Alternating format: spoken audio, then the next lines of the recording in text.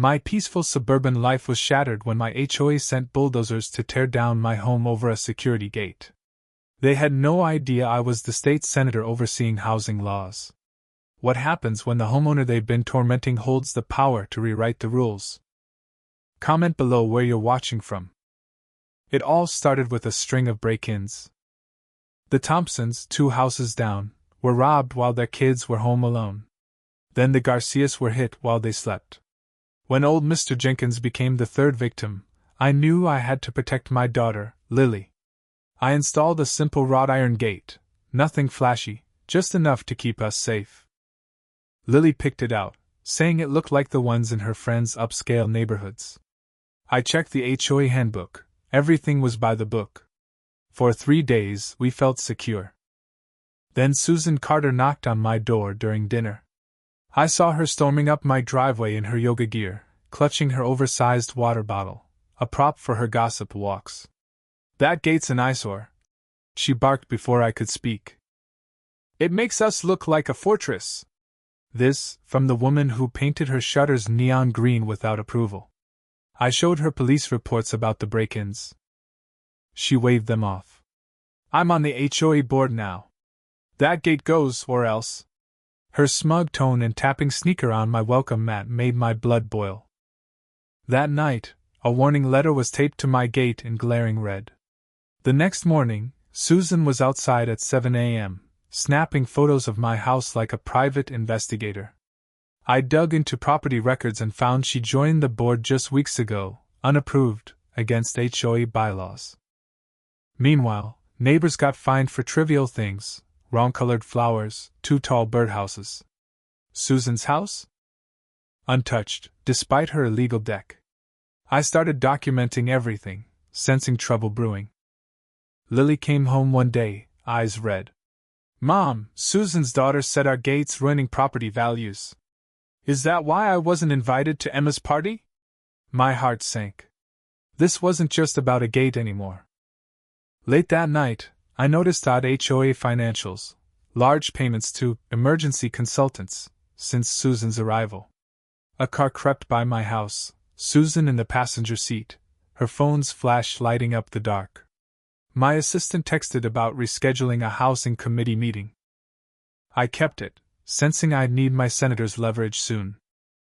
The next morning, Susan was back, photographing my mailbox, flowers, everything.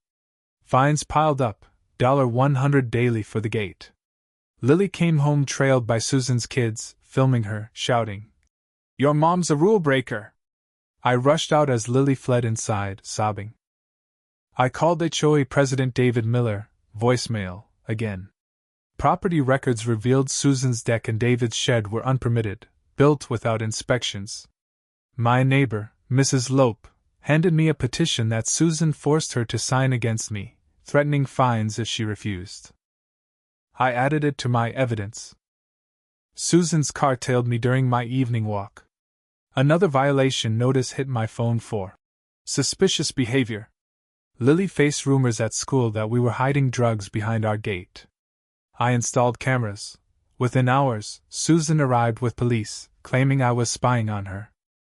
The officers saw my cameras facing my property and left. That night, my rosebushes were dead. Cameras caught Susan's husband at 2 a.m. pouring something on them. David called the footage inconclusive.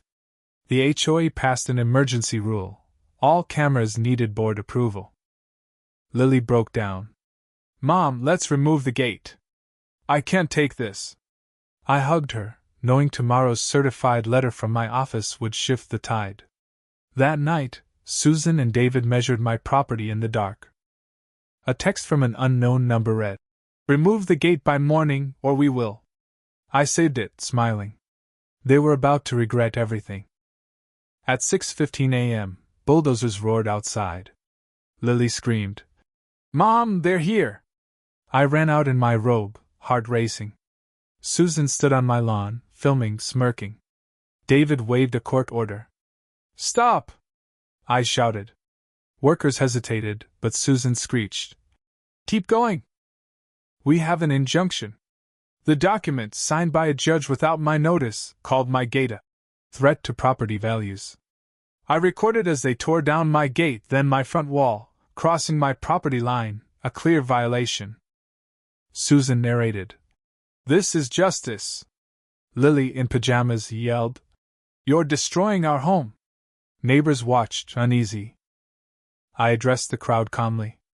Note the time, who's here, and what's being destroyed. Susan's smirk faltered. The crew was from David's company, another conflict. As they crushed Lily's mother's roses, I fought rage but kept filming. They'd made fatal errors, no proper notice, property line breach, biased contracts. I squeezed Lily's hand. Sometimes you lose a battle to win the war. My phone buzzed, my assistant, then news stations. I faced David. Let's discuss House Bill 1593, the HOA reform CT on my desk as Housing Committee Chair. Susan's phone dropped. David paled. You're State Senator Emily Harris? I nodded. The one whose property you illegally demolished. I called my team, invoking state property codes, demanding an investigation into the HOA's permits. Susan tried fleeing, but I stopped her. I'll need your photos, including those of my daughter you posted online. My cameras had her trespassing. News vans arrived. David's last defense. The board voted unanimously. Crumbled when I mentioned their violations. That night, I didn't sleep, coordinating with investigators. By morning, they were at my door, reviewing my destroyed wall. Susan's deck extended 5 feet past her property line. No permits, just David's approval. Neighbors sent evidence, Mrs. Lopez's rejected fence, identical to Susan's, fines for a kid's mailbox while David's son's mural went unchecked. At the HOA meeting, investigator Torres exposed 25 violations at board members' homes, Susan's deck, David's shed, more. Bank records showed David's wife's company siphoned HOA funds. Susan's smugness vanished. David's voice trembled. News vans swarmed as Susan's deck was marked for demolition. She shouted, We kept this neighborhood perfect. I replied, Perfect for who? Neighbors shared horror stories, fines for ramps, torn down tree houses. The investigation tied the HOA to a real estate scheme, inflating property values for insiders. My gate was just their excuse. In the state capitol, I faced Susan and David at the hearing. Cameras rolled as I chaired, presenting the Homeowner Protection Act. Homeowners testified, an elderly man fined for a ramp, a mom whose kid's treehouse was destroyed. Property records exposed Susan's deck, David's shed, and insider contracts. Susan stammered. It's about neighborhood character. I pressed. Why was my gate an emergency, but your deck wasn't? David's silence on his brother-in-law's demolition contract sealed their fate. The bill passed unanimously, banning selective enforcement, conflicts, and unchecked demolitions. Susan's deck was torn down, David's shed followed. Fines hit them hard. David lost his real estate license. Susan's business closed. The reformed HOA elected me president under new, fair rules. Lily watched Susan move out, saying, Remember when she called us troublemakers? I smiled. Now she's leaving. The governor called. Other states wanted my bill. Tommy, Susan's son, apologized, helping with my re-election signs. You taught us how to use power right, he said. My new gate stood proud, a symbol of change. This wasn't revenge, it was justice for every homeowner. What do you think? Was my gate worth the fight, or should I have backed down? Share your thoughts below, especially on where you stand with HOA disputes or standing up to bullies. Your comments boost this story's reach, so let's get the debate going.